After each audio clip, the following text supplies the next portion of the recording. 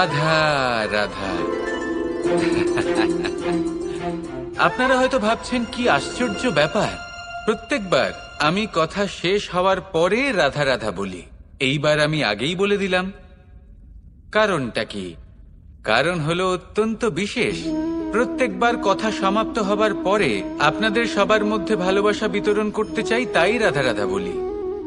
কিন্তু এইবার এই নতুন এবং বিশেষ সূত্রপাতে প্রথমে প্রেম বিতরণ করা অত্যন্ত আবশ্যক। এবার একটা বিষয় আছে যা জানেন হয়তো সকলেই, কিন্তু বুঝতে খুব কম জন পারেন।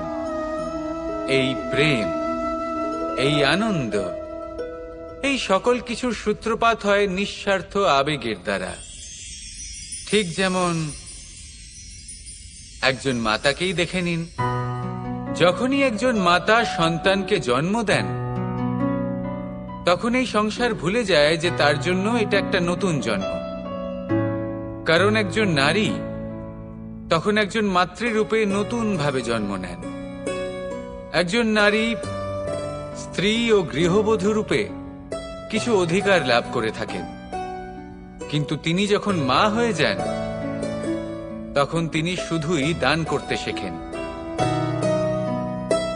নিজের সন্তানের জন্য কত কিছুই না করেন, তাকে বাৎসল্যের সাগরে ভাসিয়ে নিয়ে যান।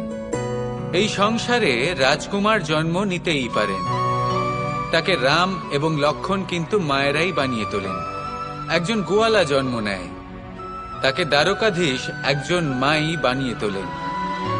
পিতা হলেন সেই পর্বত যার একটা অংশ হলো তার সন্তান, কিন্তু মা হলেন সেই শিল্পী যিনি একটা পাথরকে খোদাই করে এমন এক মূর্তি গড়ে তোলেন যাকে সকলে পূজনীয় মনে করেন। তাহলে স্মরণ করুন সেই সকল মুহূর্ত যেগুলি আপনি নিজের মাতার সাথে অতিবাহিত করেছেন।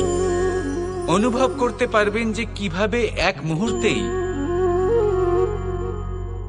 এই মন প্রফুল্ল হয়ে ওঠে। এবারের কারণ কি? এর কারণ হলো এই জীবনের আসল দ্বারই হলো মমতা।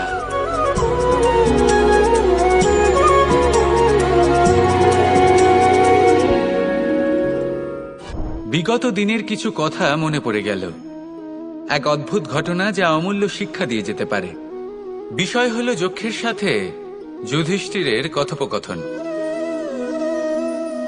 একবার যক্ষ যুধিষ্ঠিরকে জিজ্ঞেস করলেন, ওনাকে বললেন যে আমার কিছু প্রশ্নের উত্তর যদি আপনি দিতে পারেন তাহলে আমি আপনার বাকি ভ্রাতাগণকে আবার জীবিত করে তুলব। সেগুলোর মধ্যে খুব গুরুত্বপূর্ণ আর কঠিন একটা প্রশ্ন ছিল, এই সংসারে সব থেকে শ্রেষ্ঠ আশ্চর্য কোনটি? এই প্রশ্ন আমি আপনাকে জিজ্ঞেস করছি। এবার কেউ বলবেন স্বর্ণ দ্বারা নির্মিত লঙ্কা, এটি হলো সংসারের সব থেকে বড় আশ্চর্য। কেউ বলবেন বরফে ঢাকা সেই পর্বত যা আকাশ স্পর্শ করে। কেউ বলবেন সেই সমুদ্র যার গভীরতা মাপা অসম্ভব ব্যাপার। কেউ বলবেন সেই বায়ু যা আমরা দেখতে পাই না, কিন্তু তা আমাদের জীবন দান করে। সংসারের সব থেকে বড় আশ্চর্য কি, সেই প্রশ্নের উত্তর যুধিষ্ঠির দিয়েছিলেন, আর তা ছিল শ্রেষ্ঠ উত্তর এবং উচিত। উনি বলেছিলেন যে সংসারে প্রতিদিন কোনো ব্যক্তি জন্ম লাভ করেন আর কোনো ব্যক্তি মৃত্যুও লাভ করেন। এবার এই কথাটা সবাই জানেন, সবাই বোঝেন যে যখন জন্মেছি তখন কোনো একদিন আমিও অবশ্যই মৃত্যু লাভ করব। এবার যখন এই কথা প্রত্যেকটা মানুষ জানেন, তখন কেন প্রত্যেক মানুষ এই চিন্তায় থাকেন, এই নিয়ে কষ্ট পান, এই নিয়ে ব্যাকুল হয়ে থাকেন যে উনি একদিন মৃত্যু লাভ করবেন, তার থেকে দূরে পালাতে চেষ্টা করেন? বলেন যে আমি মৃত্যু লাভ করতে চাই না। কেন? যেখানে কোনো না কোনো দিন এটা অবশ্যই হবে। এ হলো ব্রহ্ম সত্য। এই যে ব্যাকুলতা, এই ভয়, এই যন্ত্রণা, এই চিন্তা তার মনকে বাঁচতেই দেয় না, এই জীবন অনুভবই করতে দেয় না। সেই জন্য এই চিন্তা, ব্যাকুলতা, ভয় এসবের কি লাভ? কোনো লাভ নেই। সেই জন্য যতক্ষণ জীবনযাপন করছেন প্রত্যেক মুহূর্ত যেন শ্রেষ্ঠ হয়, আনন্দময় হয়, প্রেমের দ্বারা পরিপূর্ণ হয়, সেই চেষ্টা করুন। চেষ্টা করুন যাতে আপনি যে কাজ করছেন তার দ্বারা যেন অন্যের মঙ্গল হয়। এই প্রচেষ্টাই আপনার জীবনকে প্রসন্নতা আর প্রেম দ্বারা ভরিয়ে তুলবে। এই মন সুপ্রসন্ন হয়ে বলবে, রাধা রাধা। ধন, সম্পত্তি, এগুলো আসলে কি? এগুলো শুধু সেই মূল্য যার দ্বারা আমরা কোনো কিছু অর্জন করতে পারি। এবার এই ধনের দ্বারা এই সংসারে অনেক কিছু লাভ করা সম্ভব, কিন্তু সেই সবকিছুই শুধুমাত্র ভৌতিক বস্তুই হবে, ভৌতিক সামগ্রী, ভৌতিক সুবিধা। অর্থাৎ আপনার কাছে যতই ধন থাকুক, তা আপনাকে শান্তির ঘুম এনে দিতে পারবে না, আপনাকে জীবনের বাস্তব সুখের অনুভূতি লাভ করাতে পারবে না, কারণ এগুলো ভৌতিক ধন। এ ভৌতিক বস্তুই অর্জন করাতে সক্ষম। বাস্তবিক ধন কি? যদি এই প্রশ্ন আপনার মনে আসে, তাহলে তার উত্তর আমি আপনাকে দেব একটা উদাহরণের মাধ্যমে। কখনো আপনি শুনে থাকবেন যে একজন পিতা আজীবন অনিষ্ট করেন, অনর্থ করেন, খারাপ কাজ করেন শুধু ধন অর্জনের জন্য। তিনি ভাবেন যে আমি ধন অর্জন করব আর নিজের সন্তানকে একটা উজ্জ্বল ভবিষ্যৎ প্রদান করব, একটা সুখ স্বাচ্ছন্দ্যময় জীবন দান করব। এবার সন্তান যখন জন্ম লাভ করে, তখন সে ভাগ্যের জোরে সেই ধন ভোগ করে। যেরকম সে পায় সেরকমই তার ব্যবহার সে করে। কখনো আপনি এটাও দেখে থাকবেন যে সেই সন্তান সমস্ত ধন নষ্ট করে ফেলে, আর সেই পিতা যিনি সমস্ত ধন সঞ্চয় করেছেন, যিনি সেই ধনের প্রভু, আজ সেই ধনের প্রহরী হয়ে রয়েছেন। এবার এরকম কেন হয়? এরকম তখনই হয় যখন সেই পিতা বুঝতেই পারেন না যে তার জীবনের আসল ধন কি। সেই আসল ধন তার সন্তানকে সে দিতেই পারে না। যদি পিতা তার সন্তানকে কর্মের জ্ঞান দিতে পারেন, উচিত কোনটা অনুচিত কোনটা সেই শিক্ষা দিতে পারেন, সংস্কারের প্রকৃত শিক্ষা দিতে পারেন, তবে সেটা ধনের থেকে অনেক বেশি গুরুত্বপূর্ণ। এটাই হলো জীবনের বাস্তব ধন।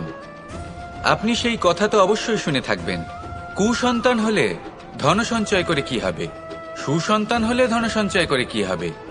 সন্তান যদি কুপুত্র হয় তাহলে সব নষ্ট করে ফেলবে, আর সন্তান যদি সুপুত্র হয় তাহলে ধন থাকুক না থাকুক, সে নিজেই কর্মের পথে অগ্রসর হয়ে ধন অর্জন করবে আর নিজের জন্য এক উজ্জ্বল ভবিষ্যৎ গড়ে তুলবে।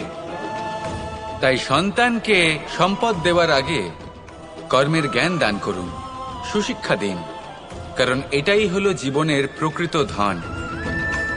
আসুন আর আমার সাথে ভালোবেসে বলুন, রাধা রাধা। আমরা সকলে শক্তি অনুভব করতে চাই। এবার যদি আপনাকে জিজ্ঞেস করা হয় যে সবথেকে বেশি শক্তির অনুভব কোথা থেকে করা সম্ভব, তখন কেউ কেউ বলবেন পুষ্টিকর আহার গ্রহণ করলে, ব্যায়াম করলে, কেউ বলবেন ধন লাভ করলে, বন্ধুদের থেকে, পরিবারের থেকে, আদি ইত্যাদি। এইভাবে আপনি শক্তির অনুভব অবশ্যই করতে পারেন, কিন্তু সবথেকে বেশি শক্তির অনুভব যদি আপনি করতে চান, তাহলে তা পাবেন শুধু একতার দ্বারা, সংগঠনের দ্বারা। যদি আপনাকে উদাহরণ দিই, নিজের এই হাতটাকে দেখুন, 5টা আঙুল রয়েছে। কোনো একটা বস্তুকে নিজের একটা আঙুল দ্বারা তুলে ধরার চেষ্টা করে দেখুন, বড়ই কষ্ট হবে। তখন আপনি বুঝতে পারবেন যখন এই 5টি আঙুল একত্রিত হয় তখন কোনো কাজ কতটা সহজ হতে পারে। এটাই হলো শক্তি, একতার। সব থেকে ভালো উদাহরণ যদি আপনাকে দিই, তাহলে বাঁশি। এই বাঁশি থেকে অত্যন্ত মধুর সুর নির্গত হয় যা সবার মন প্রসন্ন করে দেয়। এই কথা সত্যি, কিন্তু এই বাঁশি আমি একটা বা দুটো আঙুল দিয়ে বাজাতে পারবো না। আমাকে প্রত্যেকটা আঙুল ব্যবহার করতেই হবে, তবেই এর থেকে মধুর সুর নির্গত হবে যা সকলকে প্রসন্ন করবে, ঠিক কিনা? ঠিক এইভাবেই যদি আপনি চান যে আপনার জীবনরূপী বাঁশি থেকেও মধুর সুর নির্গত হোক বা সবার মনকে প্রসন্ন করে তুলুক, তাহলে আপনাকেও জীবনে একতা নিয়ে আসতেই হবে। আপনি একাও কর্ম করতে পারেন, পথ চলতেও পারেন, সামনেও এগোতে পারেন, সাফল্যও লাভ করতে পারেন। কিন্তু যখন সকলে একসাথে এগোবেন, সেই পথে চলবেন, সেই কর্মই করবেন, তখন লক্ষ্যে অবশ্যই পৌঁছবেন, সাফল্য অবশ্যই লাভ করবেন। কিন্তু সেই সাফল্য এবং তার আনন্দর সংমিশ্রণটাই একটু অন্যরকম হবে। তাই জীবনে ঐক্যবদ্ধ হন, একসাথে মিলে এগোতে থাকুন, আর আমার সাথে ভালোবেসে বলুন, রাধা রাধা। জীবনে দুই ধরনের আবেগ রয়েছে যার কোনো মূল্য নেই। আমার কথার অর্থ এটা নয় যে এদের কোনো গুরুত্ব নেই, গুরুত্ব যথেষ্টই রয়েছে, শুধু এদের জন্য আপনাকে কোনো মূল্য দিতে হয় না। প্রথম আবেগ হলো আনন্দ, প্রসন্নতা। এটা আপনি যে কোনো জায়গায় খুঁজে পেতে পারেন যদি আপনি খুঁজে পেতে চান। আপনি কোনো পুষ্পের সৌন্দর্য দেখে প্রসন্ন হতে পারেন। বায়ুর কারণে যখন একটি বৃক্ষ শিহরিত হয় সেটা দেখে আপনি প্রসন্ন হতে পারেন। একটা ছোট্ট শিশুর কলরব শুনেও আপনি প্রসন্ন হতে পারেন। একটা ক্রন্দনরত বালককে হাসিয়ে আপনি প্রসন্ন হতে পারেন। সবকিছু আপনার ওপর নির্ভরশীল। সেখানে আরেকটি আবেগ হলো দুশ্চিন্তা। মানুষ বড়ই দুশ্চিন্তা করতে থাকে। আজ আমি এই কাজ করেছি, সেই বিষয়ে চিন্তা। আজ আমি এই কাজ করতে পারিনি, সেই বিষয়ে চিন্তা। কাল আমাকে এই কাজ করতে হবে, সেই নিয়ে চিন্তা। আমি কি সেই কাজটা করতে পারবো, সেই বিষয়েও দুশ্চিন্তা। চিন্তা সর্বত্র রয়েছে, যার জন্য মূল্য দিতে হয় না। যত চান আপনি একত্রিত করতে পারেন।